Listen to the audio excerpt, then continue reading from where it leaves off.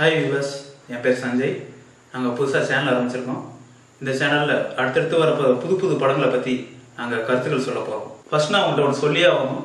We are not reviewers, we are analyst. 120 ரூபா கொடுத்துட்டு படம் பார்த்துட்டு நம்ம ஃப்ரெண்ட்ஸ்லாம் வந்து டிஸ்கஸ் பண்ணுவோம் பார்த்தீங்களா, அதே மாதிரி தாங்க நானும் சாதாரண காமன் பீப்புள் தாங்க. இதில் ஒரே ஒரு வித்தியாசம் என்னன்னா, நீங்கள் உங்கள் தெரிஞ்சவங்க எல்லாம் சொல்லுவீங்க, நாங்கள் மைக் போட்டு ஊருக்கே சொல்கிறோம். மற்றபடி நாங்கள் ஒரு படத்தை குறை சொல்லி அதோட கிரியேட்டர்ஸை வந்து கிரிட்டிசைஸ் பண்ணுற ஆள் நான் கிடையாது. ஸோ இன்னைக்கு நம்ம இன்டர்ஸ்டெல்லர் படத்தை பற்றி பார்க்க போகிறோம். வழக்கமாக கிறிஸ்டோபர் நோலன் படம் ரிலீஸ் ஆகிறதுக்கு முன்னாடி ஒரு ஹைப் இருக்கும். ஆனால் இந்த படம் மட்டும் ரிலீஸ் ஆகும்போது அந்த அளவுக்கு ஹைப் இல்லை. இந்த படத்துக்கு ப்ரொமோஷன் கூட அவங்க அந்த அளவுக்கு பண்ணல. ஒருவேளை இந்த படத்து மேலே வச்சிருக்க நம்பிக்கைனால கூட இந்த அளவுக்கு பண்ணாமல் இருந்திருக்கலாம். படம் ரிலீஸ் ஆன 2வது நாளே வேர்ட் ஆஃப் மவுத்தில் இந்தியா முழுவதும் இந்த படத்தை பற்றி பேசிட்டு இருந்தாங்க. அப்படி என்னதான் இருக்கு இந்த படத்தில் பார்க்கறதுக்குன்னு எல்லாரும் மக்களும் தியேட்டர் வாசல்ல போய் குமிஞ்சாங்க. அப்படி என்னதான் இந்த படத்துல இருக்குங்கிறத நம்ம இப்போ பார்ப்போம். முதல்ல இந்த படத்தோட கேஸ்ட் பார்ப்போம். இந்த படத்தோட ஹீரோ வந்து மேத்யூ மெக்காக்னி. இவரோட பெர்ஃபார்மன்ஸ் பத்தி நம்ம சொல்லவே வேண்டாம். இந்த படம் ரிலீஸ் ஆகிறதுக்கு முன்னாடி இவர் யாருன்னு நிறைய பேருக்கு தெரியாது. ஆனா இவரை பத்தி தெரிஞ்சுக்கணும்னா, இவர் நடிச்சு ரிலீஸ் ஆன சமீபத்தில் ஒரு படம் இருந்துச்சு, தலாஸ் பையர்ஸ் கிளப். அதை பாருங்க. அந்த படத்துக்காக ஆஸ்காரே வாங்கியிருக்காரு. அந்த படத்துலயும் இந்த படத்துலயும் இவர் தான் நடிச்சிருக்காருன்னு சொன்னா நோலனே நம்ப மாட்டாரு. அந்த அளவுக்கு டிஃபரன்ஸ் காமிச்சிருக்காரு. இனிமே இவர் யார் என்னங்கிறது நம்ம யாருக்குமே சொல்ல வேண்டிய அவசியமே இருக்காது. ஏன்னா மேத்யூ மெக்காக்னிங்கிறது ஒரு ஹவுஸ் ஹோல்ட் நேமா ஆயிடுச்சு. ஆன் ஹாத்தவே இந்த படத்துல மிஸ் பிராண்டுங்கிற ஒரு இம்பார்ட்டன்ட் ரோல் பண்ணியிருக்காங்க. அவங்கள பத்தி நம்மளுக்கு நல்லாவே தெரியும், சொல்லவே தேவையில்ல. நோலனோட இவங்களுக்கு வந்து இது 2வது படம். அடுத்ததா மேட் டேமன். இதுல ரொம்ப சஸ்பென்ஸான கேரக்டர் பண்ணியிருக்காரு. மற்ற படங்களை விட ரொம்ப டிஃப்ரெண்ட் ஷேட்ல பண்ணியிருக்காரு. அடுத்ததா மைக்கேல் கேன். இவர் வந்து நோலனோட லக்கி சார்ன்னு சொல்லலாம். அவரோட நோலனோட படத்துல நிறைய நடிச்சிருக்காரு. இவர் வந்து ஆன் ஹாத்தவேயோட அப்பாவாகவும் நாசாவோட தலைவராகவும் ப்ரொஃபசர் பிராண்டுங்கிற பேர்ல நடிச்சிருக்காரு. அப்புறம் இந்த படத்துல கேசி அஃப்லெக், ஜெசிகா சேஸ்டியன், டேவிட் கியாசி, வெஸ் பென்ட்லி இவங்கெல்லாம் இந்த படத்துல முக்கியமான கதாபாத்திரமா நடிச்சிருக்காங்க. நோலன் தான் இந்த படத்தோட டைரக்டர். இவரை பத்தி உங்களுக்கு சொல்லணும்னு அவசியமே இல்லை. வேர்ல்ட்ல பெஸ்ட் டைரக்டர்னு யாரை கேட்டாலுமே 90% பேர் இவரை தான் சொல்றாங்க. இந்த பேரை இவர் 6 படத்திலேயே வாங்கிட்டாரு. ஹிச்காக், ஸ்கார்செஸே, கியூப்ரிக் போன்ற டைரக்டர்கள் வரிசையில இவரும் இப்ப இவர் ஒரு ஐகானிக் டைரக்டரா இருக்காரு. ஜொனாதன் நோலன் தான் கிறிஸ்டோபர் நோலனோட தம்பி. அண்ணனோட படங்களுக்கு இவர் தான் ஸ்கிரீன் பிளே. இவங்க 2 பேரோட பார்ட்னர்ஷிப் தான் இவங்களோட படத்துக்கு மிகப்பெரிய பலமே. ஹான்ஸ் ஜிம்மர் நோலனோட படங்களுக்கு இவர் தான் மியூசிக் டைரக்டர். ஏற்கனவே வேற லெவல்ல இருக்க நோலனோட படங்களை இன்னும் 5-6 லெவல் மேலே ஏத்துறது இவர் தான். எப்பொழுதும் போல நோலனோட வைஃப் எம்மா தாமஸ் இந்த படத்துக்கும் ப்ரொடியூசர். இந்த படத்தோட கேமராமேன் ஹோத்தே வேன் ஹோத்தன். ஏற்கனவே கேமராமேனா இருந்த வால்டி ஃபிஸ்டர் இந்த படத்துக்கு பண்ணல. ஏன்னா அவர் வந்து டிரான்ஸ்ஜெண்டர் படத்துக்கு டைரக்டரா போயிட்டார். டோன்ட் வரி வியூவர்ஸ், இந்த செக்ஷன்ல நாங்க ஸ்பாயிலர்ஸ் சொல்ல மாட்டோம், நீங்க தைரியமா பார்க்கலாம். ஃபர்ஸ்ட் இந்த படத்தோட கான்செப்ட் பார்ப்போம். இதுவரையும் மனுஷன் எக்ஸ்ப்ளோர் பண்ணாத வார்ம் ஹோல், பிளாக் ஹோல் பத்தினா இந்த படம். உங்களுக்கு பிளாக் ஹோல்னோட ஸ்டீஃபன் ஹாக்கிங் தானே ஞாபகத்து வருது. ஆனா நிறைய பேருக்கு தெரியாத விஷயம், கிப் தாரன்ங்கிற ஒரு சயின்டிஸ்டோட தியரிஸ் தான் இந்த படமே பண்ணியிருக்காங்க. இதுல இன்னொரு விஷயம் என்னன்னா, இந்த படத்தோட எக்ஸிகியூட்டிவ் ப்ரொடியூசரே கிப் தாரன் தான்.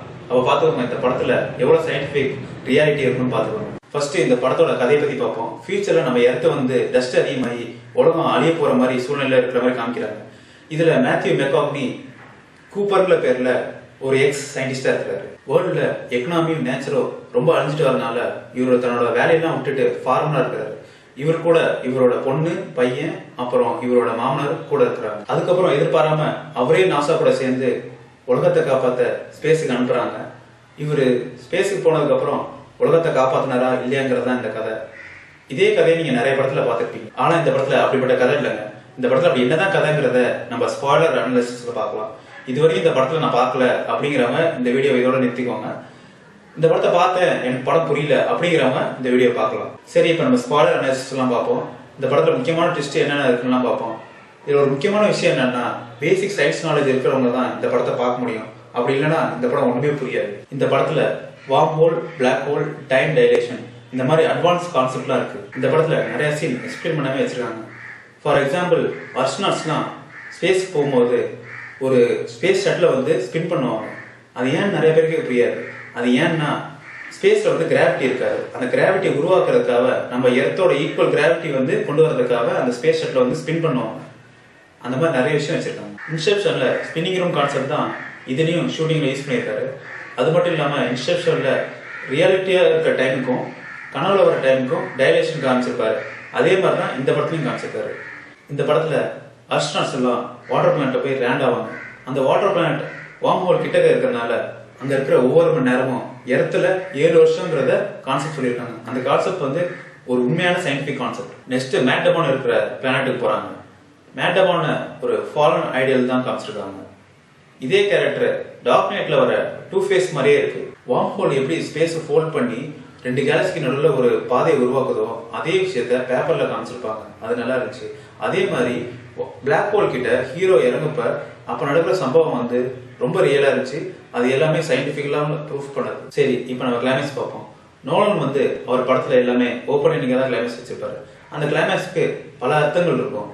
அதே மாதிரி தான் இந்த படத்துக்கும் ஓப்பன் எண்டிங்காவே கிளைமேக்ஸ் வச்சிருக்காரு. கிளைமேக்ஸ்ல பிளாக் ஹோல் உள்ளார போற ஹீரோ 5 டைமென்ஷன் ரியாலிட்டிக்குள்ள போயிடுறாரு. இதுவரைக்கும் ஹியூமன்ஸ் 3 டைமென்ஷன் ரியாலிட்டி தான் எக்ஸ்ப்ளோர் பண்ணியிருக்காங்க. ஆனா அட்லீஸ்ட் 5 டைமென்ஷன் ரியாலிட்டி இருக்குங்கிறத சயின்டிஸ்டா நம்புறாங்க. அதுதான் இந்த படத்துல காமிச்சிருக்காங்க. 5 டைமென்ஷன் ரியாலிட்டியில உங்க இஷ்டத்துக்கு டைமை வந்து கண்ட்ரோல் பண்ணலாம். இதை வச்சு நீங்க டைம் டிராவல் கூட பண்ணலாம். ஸ்டார்டிங்ல ஹீரோட பொண்ணு தங்கிட்டு இருக்க ரூம்ல டிஸ்டர்பன்ஸை வந்து அவ கோஸ்ட்னு சொல்லிட்டு இருப்பா. கடைசியில தான் தெரியுது 5 டைமென்ஷன்ல டிராவல் பண்ண நம்ம ஹீரோ தான் அந்த கோஸ்ட்ங்கிறது கிளைமேக்ஸ் நல்லா காமிச்சிருப்பாங்க. இதுல என்ன கான்செப்ட்னா, ஃபியூச்சர்ல 5 டைமென்ஷன் ரியாலிட்டியை கண்டுபிடிக்கிற ஹியூமன்ஸ் ஃபியூச்சர்ல இருந்துகிட்டே நம்ம ஹீரோக்கு வந்து காப்பாத்துறாங்க. அதான் கதை. 5 டைமென்ஷன் கண்டுபிடிக்கிறதுக்கு ஹீரோட பொண்ணுக்கு 5 டைமென்ஷன்ல இருந்துகிட்டே இருக்கிற ஃபியூச்சர் ஹியூமன்ஸ் வந்து ஹெல்ப் பண்ற மாதிரி காமிச்சிருக்காங்க. இது வந்து இன்செப்ஷன்ல சொல்ற மாதிரி ஒரு பாராடாக்ஸ் தான். இது வந்து லூப் ஆகிட்டே இருக்கும். எல்லா நோலன் படம் மாதிரியும் இந்த சீனுக்காக ஏதாவது நெட்ல பேசி அடிச்சுக்க போறாங்க. இன்னும் 10 வருஷம் கழிச்சு ஆனாலும் இதை பத்தி தான் பேசிட்டு இருக்க போறாங்க. இந்த படம் அழியவே அழியாது. இதுதான் நோலனோட ஸ்டைல். அந்த கிளைமேக்ஸ்க்கு அப்புறம் வர எண்டிங் சீன்ல ஆன் ஹாத்தாவே காப்பதற்காக ஹீரோ மறுபடியும் ஸ்பேஸ் கிளம்பி போறாரு. இவர் டைம் டைலேஷன்லாம் தாண்டி மறுபடியும் அந்த பொண்ணை காப்பாத்துறாரா இல்லையாங்கிறத சொல்லவே முடிச்சிட்டாரு. இந்த படத்துல அவங்களே சொன்ன ஒரு இம்பார்ட்டன்ட் கான்செப்ட் என்னன்னா, கிராவிட்டி ஒண்ணுதான் கேலக்சி டைமென்ஷன் எல்லாத்தையும் தாண்டி போற ஒரு சக்தி. ஆனா இந்த படத்துல பாத்துட்டீங்கன்னா ஹீரோ தனது பொண்ணுக்காக பல பிளானட் தாண்டி போறாரு. ஆன் ஹாத்தாவே தன்னோட லவரை பார்க்கணுங்கிறதுக்காக பல பிளானட் தாண்டி போறாங்க. மறுபடியும் ஆன் ஹாத்தாவே காப்பதற்காக ஹீரோ பல பிளானட் தாண்டி மறுபடியும் போறாரு. இதை வச்சு பார்த்தா கிராவிட்டி மட்டும் இல்ல, லவ் கூட எல்லா கேலக்சியும் டைமென்ஷன் தாண்டி போற ஒரு மிகப்பெரிய சக்திங்கிறத மறைமுகமா சொல்லியிருக்காங்க. இதெல்லாம் படம் பார்த்தோன்னே உங்களுக்கு புரியாது. படம் பார்த்ததுக்கு அப்புறம் ரொம்ப நேரம் யோசிச்சு பாத்தீங்கன்னா அதுக்கப்புறம் தான் உங்களுக்கு புரியும். இதான் நோலனோட பவர். இந்த படத்தோட அவுட்லைனை மட்டும் நீங்க கேட்டீங்கன்னா சாதாரண கதை மாதிரி தான் தெரியும். ஆனா நோலன்ங்கிற ஒரே ஒரு ஜீனியஸ்னால தான் இந்த படம் இன்னைக்கு வேர்ல்ட்ல டாப் மோஸ்ட் படங்கள்ல இதுவும் ஒன்னா இருக்கு. இந்த படத்தோட கான்செப்ட் நமக்கு கொஞ்சம் கொஞ்சமா புரியும் போது தான் இந்த ஸ்பேஸே கண்டுபிடிச்ச கடவுள் மாதிரி நம்மளுக்கு ஃபீல் பண்ண தோணும். ஓகே வியூவர்ஸ், இனிமேல் அடுத்து வரப்போற படங்களுக்கு அனலைசிஸோட நாங்க வரோம். எங்க சேனல் உங்களுக்கு பிடிச்சிருந்துச்சுன்னா சப்ஸ்கிரைப் பண்ணுங்க.